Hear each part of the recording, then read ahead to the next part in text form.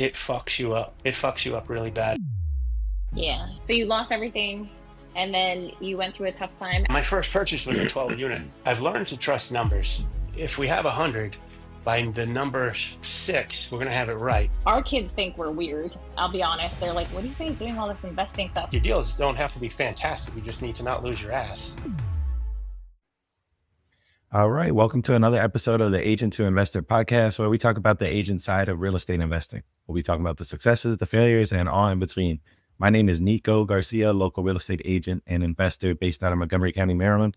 And as always, I'm joined by my co-host. I'm Anna Bilek, Northern Virginia realtor and mostly out-of-state investor. So today we have our special guest, Andy Gill. Andy Gill was a speaker at the Bigger Pockets conference. He is a multi-family investor, contractor. I know he plays golf. I know what drew me to Andy, I got to hear him speak about AI, but it was more how his brain works, because it works very much like mine, which is not in a linear pattern. So I think I have found someone that I can relate to how my brain works, because it drives my husband nuts. So I'm excited to have you here, Andy. Welcome and thank you. I know Anna gave you a quick introduction, but we'd love to know a little bit more of your background, where you're located, and what initially got you introduced to real estate. We're located in Connecticut, in Eastern Connecticut. I don't know if you heard of Foxwoods Casino. We're about 20 minutes from there, or Mohegan Sun. And I grew up in Rhode Island, but we moved here 20 years ago when we had our son. And I was a contractor in Rhode Island, and I was hired here as a carpenter and then project manager. And then it went from there. That was 20 years ago. And then I built my career along the way, went through the Great Recession, lost everything, and then started again slowly. And I had different mentors along the way, different jobs that came when I needed them. And I guess it was there's two real significant mentors. First was the guy that hired me when we first moved here. Actually just played golf with him last week. I hadn't seen him in 10 years. And then second, I was hired as the manager of a significant construction department at a pretty big company. And so I was there for 6 years, and that guy taught me how to be a businessman. So I had P&L accountability there. So learned proper estimating and projecting and navigating towards that projection. Learned all about balance sheets and P&Ls and cash flow statements and things. So when I left there during COVID, I went to coaching school to learn a bit more soft skills. And I started building a following on Instagram and was doing ADHD coaching. And then we decided to start buying. So real estate was really, initially, I wanted to buy to do some flips. And I learned about cost segregation because I didn't like to have to pay the tax bill that I got one year. And so I had lunch with a friend investor that had a bunch of apartments, and he gave me Davy Green's Burr book. And then, within 2 years of that, then I was on the show and met all those people, and I've been a contributor at Bigger Pockets for the last 3 years or so. So I got I had great mentors, and a lot of it had to do with luck, being in the right place at the right time, and showing up as myself is really I'm not telling anything to anyone. I'm not trying to pretend to be anything that I'm not. I'm just trying to figure it out. Like we all are. And I didn't realize you had started that soon with your investing journey, because you're up to, is it 18 units, or is that an accurate number still? We're at 30 something. Oh, We're closing on a 30 unit portfolio in segments. So we're taking on the management of them. And I think we're at 31 okay. right now. We'll have to update your profile. Do I? Yeah. And then we're also part of a 12 unit that's supposed to close next month too, but I'm a minority owner in that. But and there's some other stuff. So I think within the next 6 months, we'll be at about 50 or more, something like that. That's incredible. So you've gone to 50 units in 4 years? Because you said COVID, so that's 5 years ago now. That's amazing.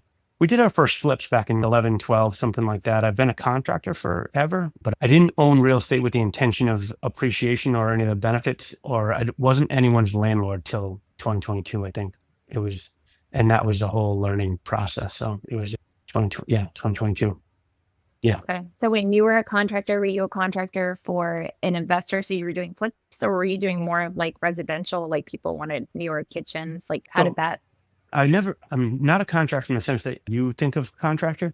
Like contractor is paperwork management is actual contract. To me, that's developing a scope of work, developing a complete and total estimate, and then bidding that and getting awarded, writing contracts to subcontractors, breaking all that up into different pieces. So we've built probably, I don't know, 100, 200 homes over starting 20 something years ago. So we did residential stuff and then got into more commercial things. So where there's more plain and spec, where there's a construction team, architects, engineers, owners, agents, et cetera. So being part of a construction team, that's really where I learned. And so with all that background, being a landlord is easy. It really is really just managing expectations of people, learning what's important to people and figuring out what metrics are important and then learning how to deliver on them. So it was really not, to me, it's you have a tenant and you keep them happy within reason. As long as you're all singing the same song, right? As long as people allow you to be a good landlord, you be a good landlord.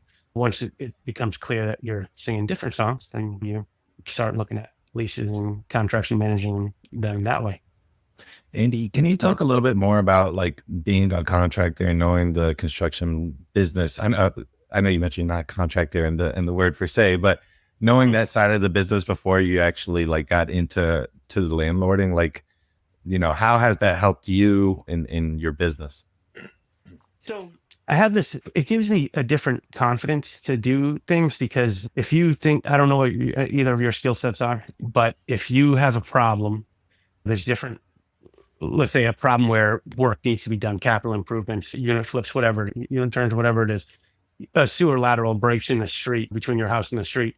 You don't really have a lot of, I don't know, you don't have the same options I have. I have 20 years, 25 years worth of people that I've worked with that I've hired that I can call. I can call someone from the yellow pages if that's even a thing anymore, and have someone like come out that's going to charge the people that are available to everybody, right? Or I can have the machine dropped off and I can dig it up myself. So like having different phasing, the ability to do, I can get as involved as granularly as I need to fit my budget and timeline. So it helps me a ton with unit turns because I can move faster. I don't wait for other people's schedules. I essentially have made this my full-time job. And so when we have vacancies, like it's one of the few metrics that are super important. If you have apartments and you have a tenant in there that pays rent at or near market rent, all the other problems are pretty solvable. Okay. So I worked for the Department of Navy doing budgets and finance before becoming a real estate agent and investor. So I knew none of that, but my husband is retired Navy and an engineer. So he says the benefit of knowing your level of granularity too is that you can call bullshit on people when you do have to call somebody to do the work for you. You know when they're doing it wrong, you can call them out on it and you can move quickly. Whereas someone like me that doesn't know that stuff is, I assume they're telling me the right thing because I don't really. I guess that's also true. Yeah. I was on the phone yesterday with someone that is a local investor that has become friendly, and she sent me over the kitchen design, and I told her how she could cut $2,000-$3,000 out of it it's just knowledge I have that I don't consider. So it's so I'm sure there's a lot of benefits that have been in the housing industry for 25 years or before owning or becoming a landlord. Yeah, it's just like wherever you start, like whatever your career path is, and it starts as, like you said, that you're a Department of the Navy, there's skill sets that are transferable to what you're doing now. And as you get older, if you're paying attention and focusing on growth, all of the skill sets essentially transfer along with you. It's not wasted time. Yeah, I'm 48. I've been working since I was 18. I've been working for 30 years. And so it's all relevant.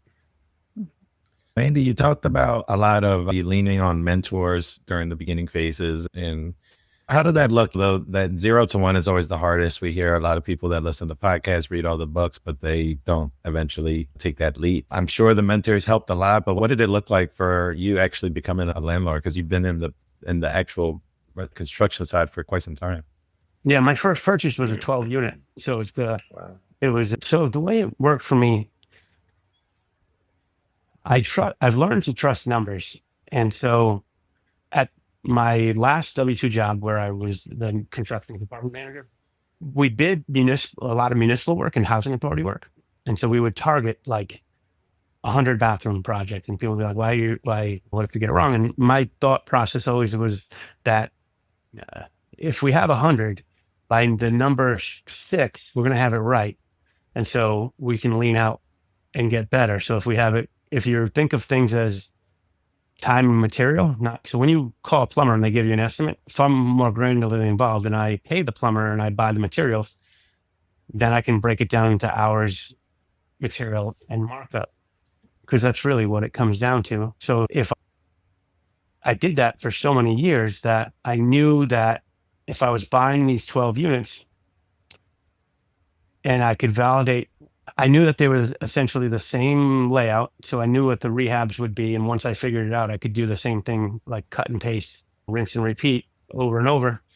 I knew that I could establish, or I knew they were all in one location. So once I earned trust, the tenants there know, like, and trust me, then I could win them over.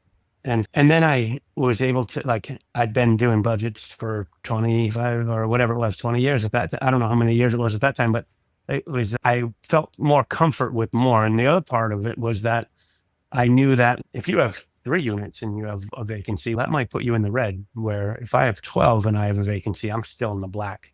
So I knew for a while I would count how many apartments I could have vacant at any time and still not lose money. And so we're beyond that now, but it really was, but I put all my chips in the middle when I did it. So I was ready to throw up the only thing I did for weeks beforehand was I read it was in an HOA. So I was buying a controlling interest of a homeowners association. And so I read the declaration, I read the operating agreement over and over again. I read the loan docs.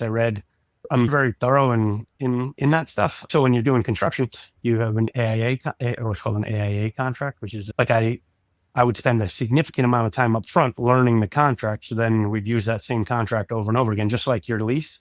I use a lease, and I know where it should all change. I know all my documents. So I spent a ton of time reading all the loan documents and the note and all that stuff, so I could learn all that. And then we hit the ground, and the first tenant I met told me to go fuck myself. I don't know if you can bleep that out or whatever. Lost her mind on me, like really, like within 15 minutes of closing, we were on property, and this woman totally lost her mind on me. And that was fine. And then we had an eviction within a couple months, and we did all the craziness. It's all transpired. And so it's fine. Yeah. Do you mind sharing with that deal? Because I know some people, like Nico was saying, it's hard to go from the 0 to 1 or 12. How did you find that deal? And then I guess the other question is, like, how did you fund the deal? Because most people starting out don't have money to buy 12 units at once. Yeah. All right. So I was on the hunt for 2 or 3 or 4 family, and he's actually now a partner in one of my properties, Jeff. That morning, like, I had been looking, and I was in bed, and I said to my wife, I said, we need to start probably looking outside of New London County. We need to start looking, because I'm not finding shit here. Like, Hartford is a good hour from here, and I don't own anything there, and I still don't know that market at all. It's a totally different. I'm like, there's nothing here. There's just nothing. And then I responded and then my buddy Jeff had a listing for a property down by have you heard of Electric Boat, or EV? Yes. They build submarines. Yep. They build submarines. Yeah, that's within 20 minutes of here. So if you're in the Navy, we're in the submarine capital of the world here. Yep. So there was a property there that was for development, and I messaged, and Jeff had been my friend previously, but not like he is now. And I said, hey, what's going on with this? And he's like, let's get on the phone. And I was looking at it, and I'm like, nah, dude, this needs to be built, and it's no good. And he just he's like, I do have this other thing. It's not, they call it a pocket listing, which a pocket listing just means that the owner won't commit to you. But it's typically, I know that. And I was like, all right. So when we went and looked at it, and I gave him asking, and he wouldn't accept the offer. And we sweetened it. We got rid of inspections. I remember it was to the point where I was standing in the shower, and I had made this is my 3rd round of offer, giving the guy what he wants, and he still won't take it. And I was like, and I was on the phone with Jeff, and I'm like, dude, I'll waive inspections completely. We'll do whatever. Well, I don't remember what contingencies would remove, but I was completely exposed. And then the guy, he signed it. He didn't actually want to sell the deal. He already had that. It's a commercial loan, which commercial loans are different than residential loans. And he already had it appraised to refinance with the bank that I ended up using. So the appraisal was already done, and he was set to close on a refi to pull his cash out. And it worked. And we got into the deal. We inspected. He was giving me not a dollar of anything that I found was my problem. And so, yeah. And to fund it. So the purchase was $1.2 million for 12 units. That we now own 15 on that site. And I was nervous. So I brought in a partner for 50% equity. And so we each put in half. And so I funded that partially through a HELOC and partially through cash. So it was like, I think I ended up having to come with like 13% or something like that. So it was like about 150. And so we split that between cash and so we had prepared over the previous several years before we even realized, like, my credit was I lost everything in the Great Recession. I mean, and it affected me for 10 years.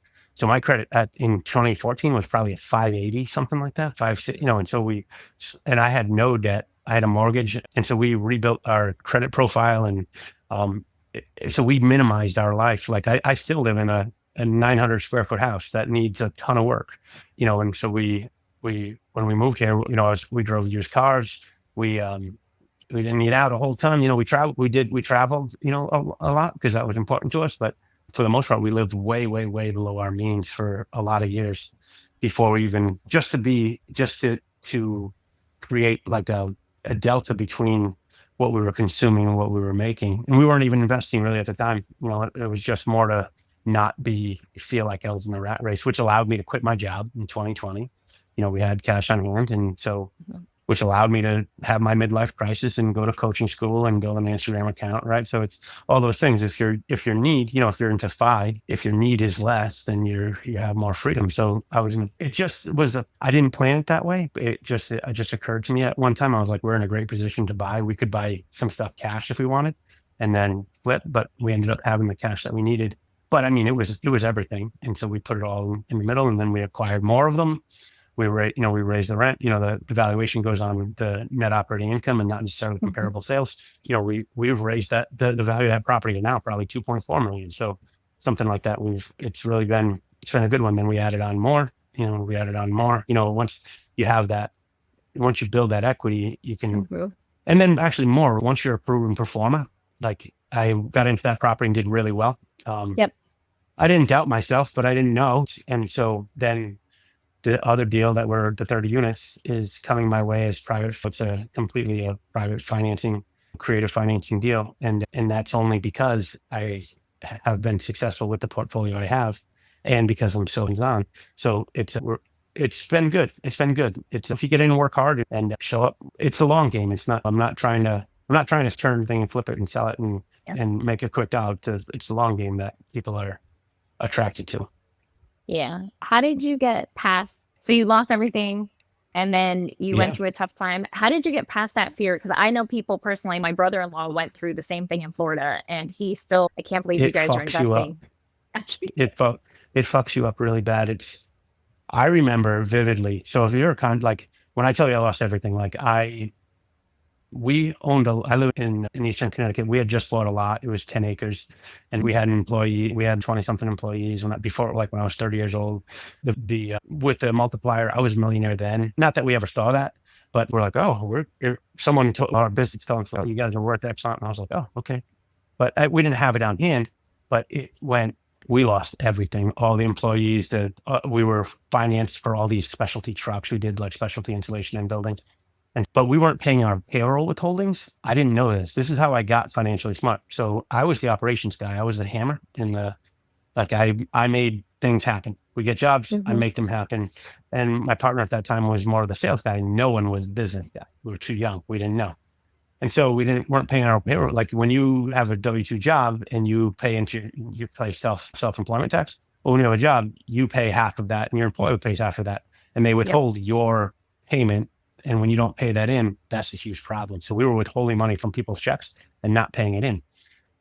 And it was a lot of money over a period of time. So I was on constant, like it was a mess. And so I remember getting jobs afterwards, like where I was like, someone would be like, can you build my garage or can you do this? And and it messed me up. Finances messed me up for a long time. There's still remnants of it, like where I would be like when the lights were on, it would bother me. I'd feel it in my stomach. Like, can I afford that electric bill? I remember at one point I owed 3 mortgage payments and I had X amount of $1,000 in my bureau drawer and I was terrified to pay it because I wasn't sure I would make any more money. So it felt like the end. It really did. It was really bad. I couldn't pay my taxes because when you can't close out a year if you owe the trust funds. Like, so I couldn't even file my taxes for 3 or 4 years. I filed them all at once. So in that I learned what I didn't know. And so when I was hired at the place where I met my second mentor, I had a hard time ordering lumber. Like, so people would hire me and I would have a material order and I couldn't send it because I knew it was debt, because it was so, like, I got sued by, the lumber yard. There's just so much that stacked up on you. I couldn't get past it. So it went. And then even when it was someone else's money, I had trouble spending it.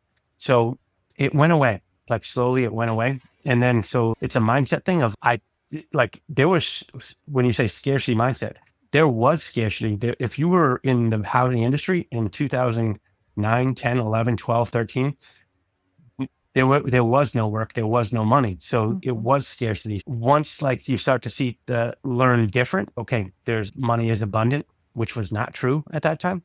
Then I slowly learned, okay, I can, and we didn't use credit cards. We didn't use like any of that stuff. So we lost that lot. We had to give it and then we ended up having to buy it. We bought a different house and then we ended up selling that house in 2019 and moved back to this where we are now. But yeah, it is a long, my business acumen is high out of necessity because I didn't know what a P&L was.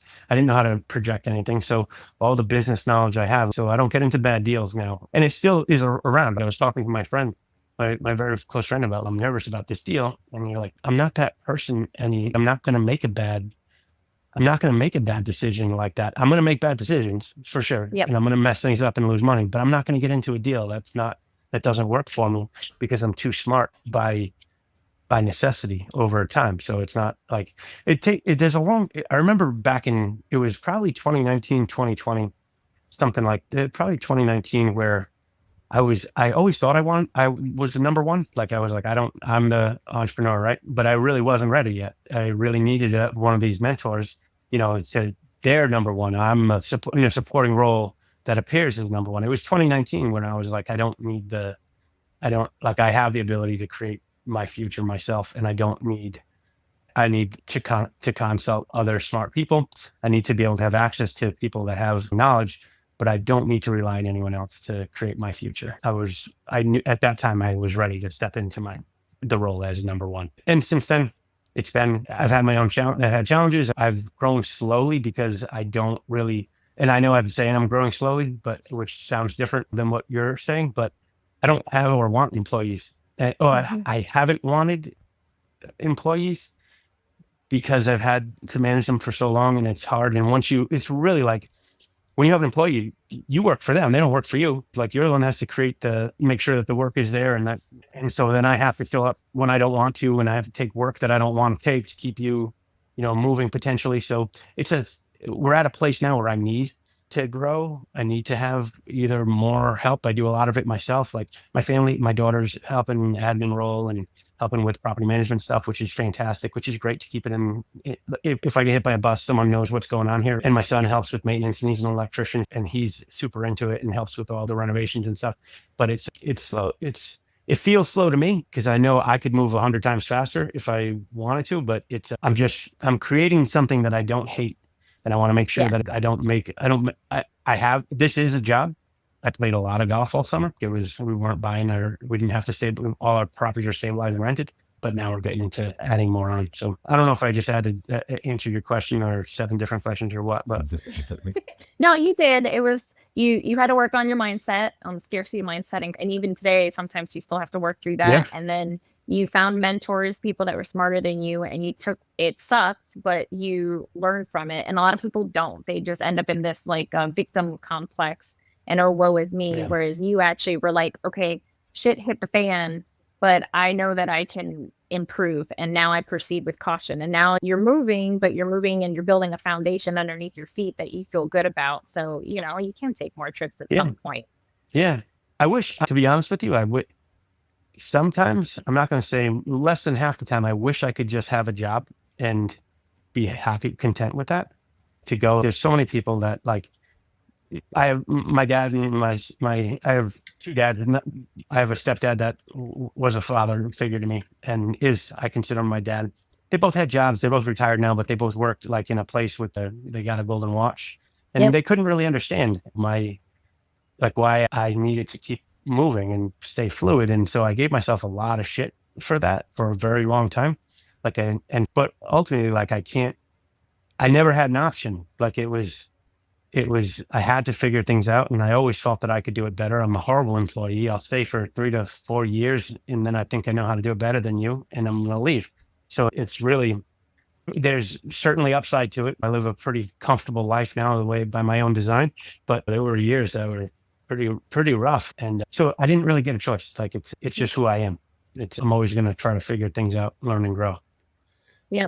So Andy, you mentioned a few times, the mentors and leaning on coaching from your mentorship. Anna and I talk about it all the time. The fastest way to get to where you want to go is to be in communications and provide value to mentor. So what is your advice for those newer investors? Like who are the type of people they need to be looking for and leaning on for mentorship?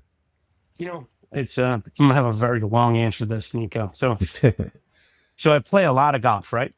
So it's and so the real cool I've met so many people. Like, so anytime you go play, do you play golf? Anyone? Do you play golf? Yeah. I don't. I want to get into it though. you need to learn. You both need to learn. So you go and like I play as a single all the time. I don't go with a group, and then I get paired up with random people all the time.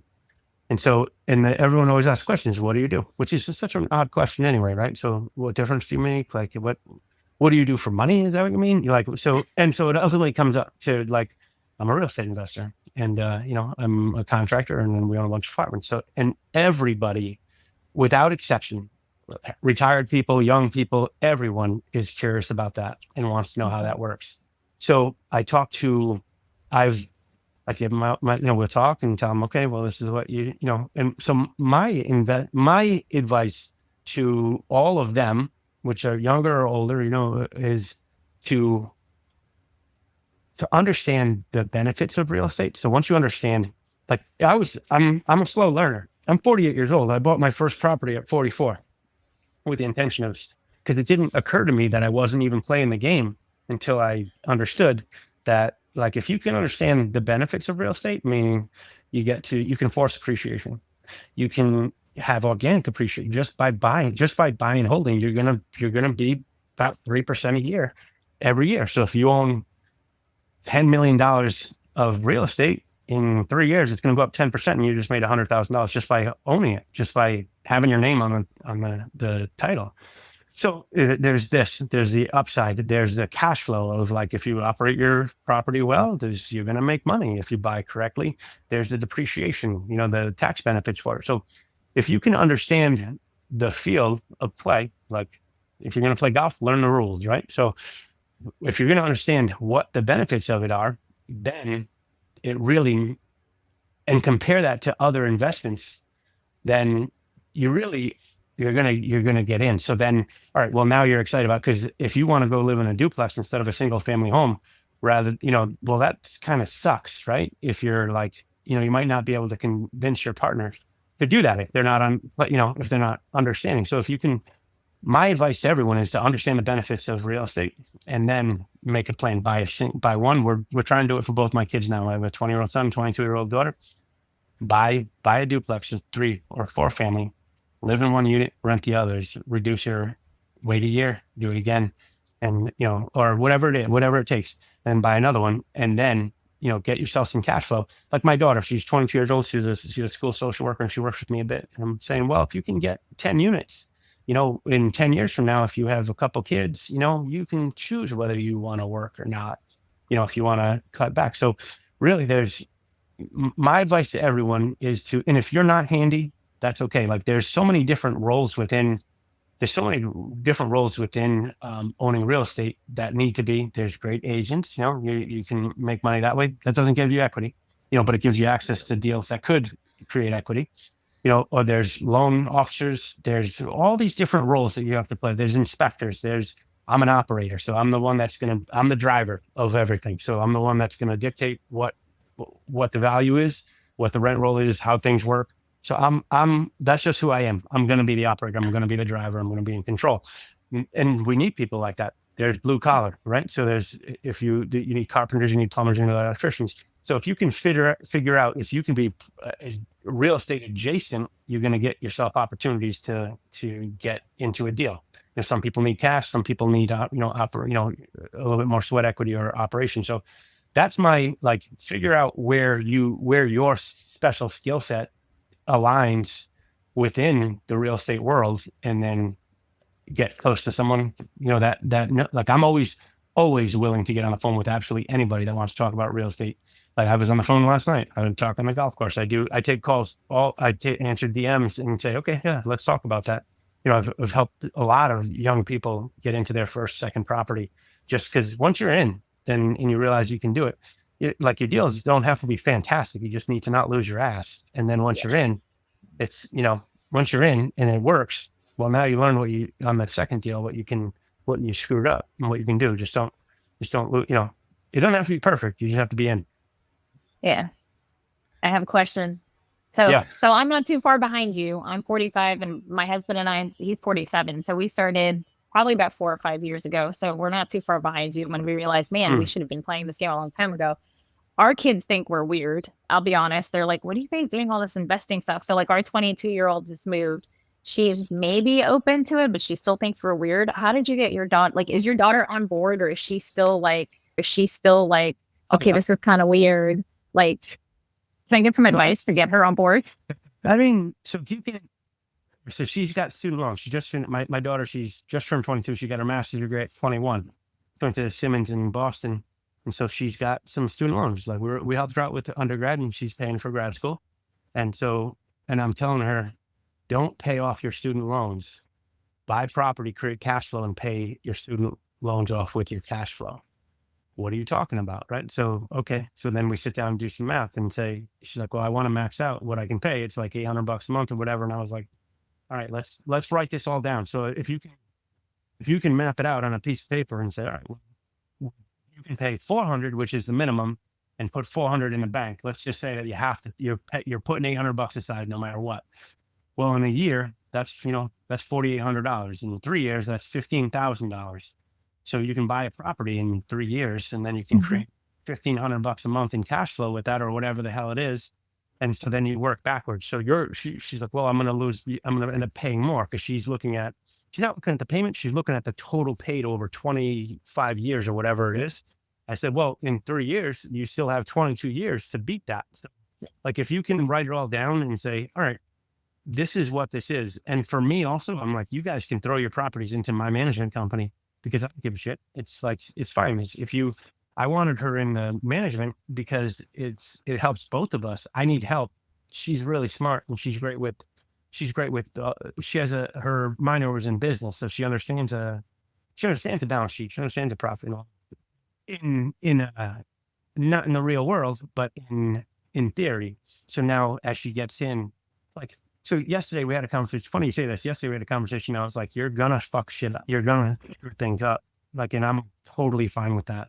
You're going to make mistakes that cost us real money, but there's parts of this that are yours. You own them. So when they fall down because of you, and we're happy to help support you. And I'm not going to be mad at you if you fall down. It's just so if you give them, in my son, he takes care of real problems. And so it's real to him. We were in New Hampshire, and I had a problem on a four family. So it had a 4-bank meter that was sparking, and on the end. And so, and it's 10 o'clock at night and we have lost power too. And I'm like, dude, you gotta, let's go. Let's get this guy out here. You got to get materials. You guys are gonna, let's get on the phone with the power company. And he takes so you give them ownership of it and let it be theirs. And so same way in employees, that's how you're successful in employees, is empower them to let it be. That's what culture is all about, which, it's all of ours, right? So more of, I think that sitting down with the numbers and understanding, they also see that I play a lot of golf at 48 years old, right? And so that I don't have to really, mom and I can we're both self-employed and we can pretty much do what we want, lock out our schedule. And so that's attractive to them also. They're smart kids, we talk to them and meet them where they're at. And so is she in love with real estate? I don't know. But she understands it's a means to an end, and she's, she understands that our family has this, and as we're creating our trust now, and it's ultimately.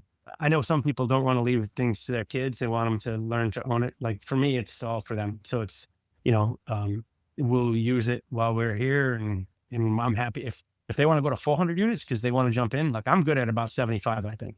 If they want to keep on and going and they want to do it with me, then we'll build it together and they can have, they can have that. It's fine. It's more, whatever they want to do. I love that you can get them involved early, as early as you can.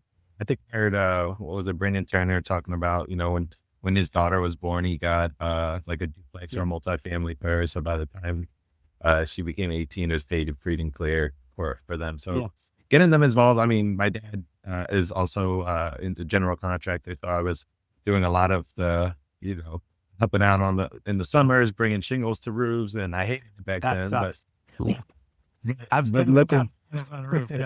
But looking back, it's all right. It helped me understand, what goes into, making a home. Helped a lot, once I became an agent. So I agree with both you guys. Just try to get them. We've in. It's great that your daughter's helping kind of on the back end and helping with the balance sheets, because that'll help. Yeah. There's another component to it too that I'll add, is that when I left my job in 2020, as I was a manager, I talked to lawyers more than I talked to carpenters, right? So I was, we were doing, I don't know, 10, 12, $13 million in revenue a year. I was far removed from the guy installing anything. His boss was a foreman, whose boss was the superintendent, whose boss was the project manager, whose boss was me. So it was I got so disconnected from the work that I learned that I can't be. So I can't, a couple of weeks ago, someone was there's a bunch of dead mice in the basement and there's a bunch of, I go and do that stuff myself. There's no work that's too good for me. I truly believe, if there was another basement a couple of weeks ago that there was a septic system backed up and it needed to be snaked from the ladder, from the basement to the septic tank. That's me. That's because I couldn't get anyone out there, but I'm covered in it. I'm cleaning. If you think the second you think you're too good for the work, you're in trouble. So I know that I need to be connected to the nitty gritty. So even though working doesn't make financial, doing carpentry and my truck is full of tools and I work today. I installed something for a friend and I was building a deck the other day.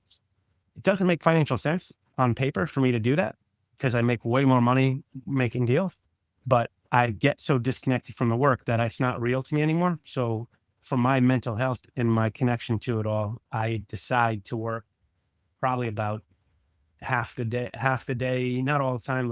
I probably do 15 to 20 hours of physical work a week, just to keep me grounded. And I'm not going to ask anyone to do something that I'm not willing to do. So, and I actually mean that. It's there is a component to all of this. If you're too good for it, it's going to escape you. Yeah. You lose touch with stuff. Where I mean, I think, being a landlord that's flexible, the way you are, and it sounds like you're going out of your way to make sure that the tenant's happy.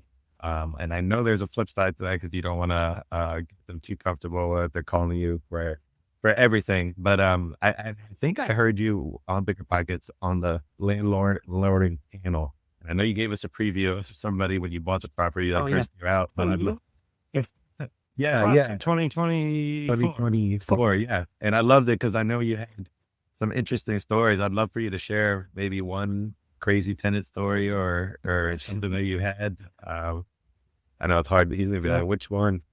Yeah. Well, we have some. All right. Well, I'll pick one. I'll tell you a period of time where there was 4 problems going on at the same time on this one property. Last year, around this time, I had a tenant reach about a month from now. So reach out. Her horse had died and she had post-traumatic stress disorder and she needed to leave, like to move back across to the West Coast. And I've learned that if a tenant tells you they're moving, whether they're in lease or not. So you might as well help them. So while she moved out, but she had cats and it reeked of cat piss. And I got in there and I actually re-rented her unit while she was still living in it, smelling like cat piss. Because they're so, and I told her, listen, this needs to be good to go, or I'm going to have to treat it. So she moves out, leaves a mess. I have to start, I've learned how to handle all that stuff. So we got that all under wraps. And while I was there, I'm looking out the slider and I see 9 cars go to the bottom building because there's 6 buildings in this property, 9 like flush down there. And I'm like, and I had just had a new tenant move in there 2 weeks prior. This drug task force now executing a search warrant with dogs on the lower 2 units. This is while I have an eviction going on in the neighboring unit, because I rented to this nice older lady. I thought she was good, and it turns out I was not she had dementia. I was not renting to that lady. I was renting her son that was helping her, who I thought was a wonderful person. I'd just gotten out of prison. And he was moving in there. And then when I noticed he was sleeping there, I said, hey, let's get you added on the lease. He did not comply with that. And then he stopped. They paid 2 months rent. And then that went on for another 4 or 5 months. So, and then the people with the drug stuff, we managed that. I actually ended up getting them out it took me 9 months, but I got them out without losing $1. Yeah. And so, because the law is such a crazy thing. So you have to follow the letter of law.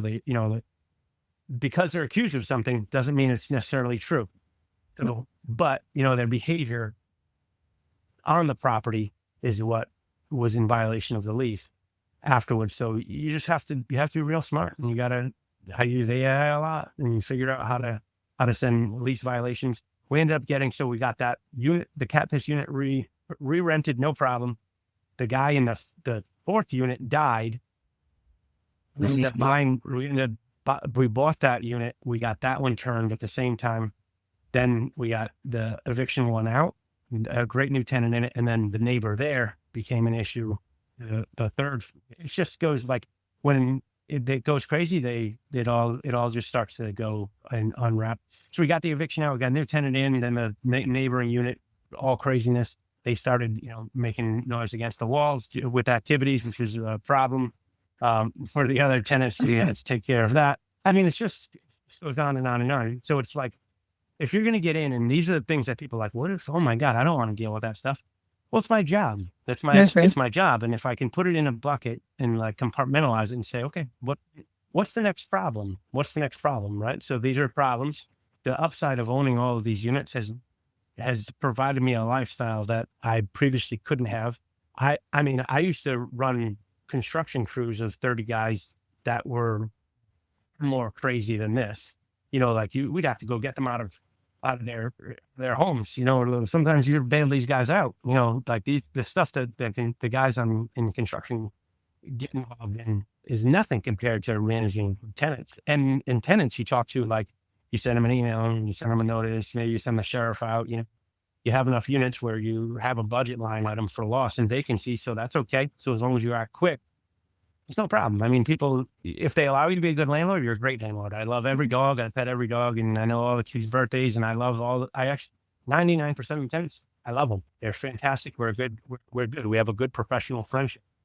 As you prove to me that we are not going to have that friendship, then you get managed by the lease, and that's just how that goes. I mean, we have crazy stories. We had another one. This guy we bought. I sent him a note. I noticed his unit was a mess outside. I started texting him, he had me blocked, and it wasn't actually blocked. He was in prison and he left his dog. He got arrested and went to prison, and then he left his dog in the. And so the neighbors were taking care of this dog. It took me 2 weeks to even figure out that he was in prison. So then, state of Connecticut had him, but I needed to sue him for, an eviction. So I'm like, why do I have to sue you through the state of Connecticut when the state of Connecticut has you? Yeah, they're holding you. So it's so that took 4 or 5 months to get, and that was, that's about $20,000 hit. But it's all right. We got a great tenant in there. That was a couple of years ago, 3 years ago, or whatever. It just goes on and on. I mean, I could talk about stories all day. It's just that. Yeah. So it sounds in the like middle of the night, the fire department, the place is on fire. Stuff. sounds like Connecticut is similar to Maryland, and that it's more about like the tenant laws are very friendly towards tenant. Is that accurate? Can be, yeah, it can be. It's I understand that there's a process, and so I grew up pretty poor, and I understand that I was on the phone with someone today. I do this all the time. So I have 2 apartments advertised right now. Actually, one, I think I'm awarding a lease today to one. So I have one, and this guy calls me, and he's in a bad way. And we're like, all right, what's your credit score, and what's this, and what's going on? Clearly doesn't qualify. He's just, credit is far below. And I'm like, well, tell me what's going on. It's so their landlord's trying to sell his unit, and gave him 30 days. I'm like, that's not how that works, dude. That's not. You don't just, And so I broke it down for him. Like, he's got 4 kids, and he's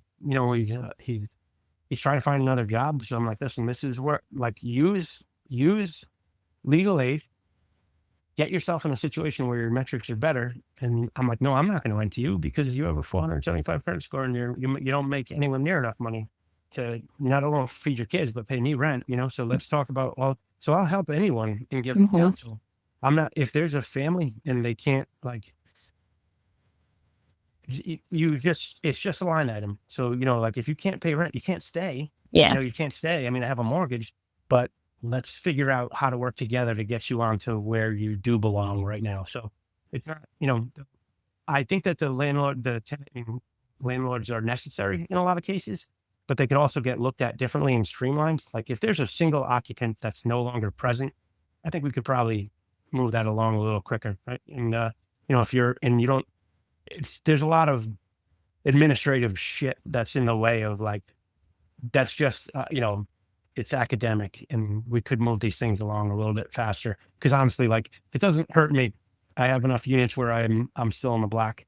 But if you own just a duplex or a triplex and one of your units and you're in the red, and now you're in the red for 8 months and paying a lawyer and doing whatever, and they're damaging you, it could take you out, and so I think that they should have a distinction of, like, all right, this dude, only owns 3 units, and he's been hammered here by this person that's playing the game. All right, let's move them along. Where versus, you want to hit me? Okay, I get it.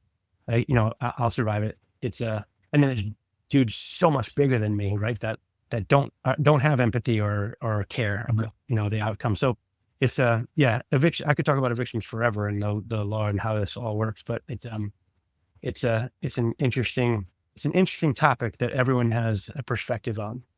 Yeah. And I know we're running short on time, and we have questions at the end, but I do want to touch real quick, because I know I saw you this past year at VPCon, and you talked about AI, and I very much related to how you laid things out. That's how I connected with you on social media, because I make the joke, if I was diagnosed as a kid today, I probably would have ADHD. My husband definitely thinks so. How do you cope with that in this world with all this data? I assume part of it's using AI. Like, for those that maybe have something, that have the spicy brain, as you called it, like, Yes. how do you cope with all of this? Because that's a lot for people that don't have spicy brains. So, I mean, in some ways I'm brilliant. Like, and there's the things that I'm good. Like, and it took me a long time to say that, because it's true. There's things that I understand very, very at a very deep level, and so, and there's things that I have deficits on that I very much lack. So, and when I don't have structure and accountability, then I'll flail. And so it's identifying the metrics that are important. So what I do is, I know that I need to have tenants in place, and I know that they need to pay their rent, and I know that I need to pay my bills. Like, and I know that anything like, and I need to respond to tenants' issues, and I need to identify potentially what could bite us in the ass in the short, the near future. When that happens, kind of doesn't matter, right? So as long as it's like, as long as okay, these are the things that I have to do in order to keep playing this game. And if I keep playing this game, my real estate's I'm gonna have amortization. The tenant's gonna pay the mortgages down. They're gonna organically appreciate. I'm gonna continue to renovate as we have vacancies, which is gonna force appreciation. More opportunities are gonna come our way. So as long as I do those couple of small things, we're gonna survive. We're gonna be okay, right? And we're gonna live to play another day. If I want to grow, well, then I need to have other people that have other strengths that are opposing to mine, that are a little bit more structured, but maybe not as creative, or like don't spend like I spend most of my life trapped inside my own brain, which is fantastic for me. I like it, for the most part now. But it's kind of tough to be around sometimes. Otherwise, my family and friends. So I I know what I'm good at, and I also have learned that I need to pay attention to what's important to other people, and also be like, I'm not a dick. So I used to be, but not anymore. Now I'll ask people what you need to tell me what's important to you, so I can understand, so that I can show up in that way for you. And then I'll also communicate what's important to me. So like having a spicy brain is like, I wouldn't want any different. Like it's really like, I enjoy my deep dives. Like, and when I say like I play a lot of golf is a real problem for me. Like it's, and not all your hobbies or problems that you solve have to be revenue generating. Most of them are for me. This is it's a new thing that I work on. Like golf is as important to me as real estate in certain times, like where I need to solve this problem. I'm working on my golf problem. And so I'm always working on complex problems in my brain. And there's probably real estate's always, business is always one. There's always, there's golf. Like I'm also a very involved Boy Scout leader. So mentoring the youth is important to me, and learning how to, how to deliver that in a way that is consumable to them, that makes it as impactful. Because we're not just trying to check off boxes. We're trying to change, we're trying to turn young people into great adults. So there's really like, it's important to me to be a good father and a good husband. So I want to learn how to like, it's like the most important thing is like what's, so all these things that are like my spicy brain has allowed me to create fantastic solutions for, in my opinion. And I don't do anything that's half-assed. I'm either doing like the questions that you saw at DPCon that were on the QR code. That took me weeks and weeks to develop, because they needed to be meaningful to me, and they needed to be something that what I thought was actually of value. And I was week late on the deadline, and I didn't care because it wasn't good enough. So I spent so much time. So when I solve problems, they have to be solved correctly to me, which is torturing to me. But I also, when I'm done, I'm satisfied with it. And I feel like it can. And so like that whole presentation I worked on for so long, and I didn't have that was the first time I gave it. And I wasn't sure how it came across, but I had over 100 people stop me afterwards, and I've been reached out that, they've now, other publications have reached out to me and they want to book me for this other stuff. And I'm really just a carpenter. I'm not really, I know I'm more than that, but it's just like that shit doesn't matter to me. Like all the extra stuff, it's not, I really just want to solve complex problems, and I want to feel good about what I'm doing. I want my kids to, do well, and I want to contribute to the world and the society, and have kids, feel good about themselves and grow. Yeah. And that's why I wanted to ask you about that, because from the coaching perspective, and I got that from your talk, like there are people that don't think like, I'll say, the regular population. And it's amazing for them to have someone that they can see up there that speaks their language, that they feel understands them and sees them and is successful, that they too can be successful. So I appreciate that. Yeah, I appreciate that. It's still hard to even consider myself successful, but it's I'm working on it. It's like success is as you define it. So it's and I chased that for a long time. I appreciate your comments. And don't know too much about either one of you or what you do, but I'm sure you guys are doing really. I know your agents beyond that, not so much, but yeah. We'll have to come visit you when my husband has to go to EB for work. We'll come stop by and then we can fill you If in. you come stay in, if you come up here and stay in Mystic, it's I mean, half of my tenants are EB employees. They're, you know, Yeah. they're, yeah, we're very proximate. So if you come up here, yeah, we'll go to, I'll take you on the lobster roll tour. And Nice. All right. I'll let you know when Yeah. we're going back up Deal. there. Deal. Yeah. Well, this has been a lot of fun, Andy. And we always like to ask our final question. Is there anything that you need help with? Any, I know you mentioned you're still scaling and looking to grow a little bit. Is there anything that, you know, Anna and I or our audience can help you with? That's a really good question. And I have a very, very difficult time asking for help. It's something that I've identified, but I do need help with like I need help with bookkeeping, and I'm a psychopath about letting anyone touch it because it has to, like, as I went through what I went through financially.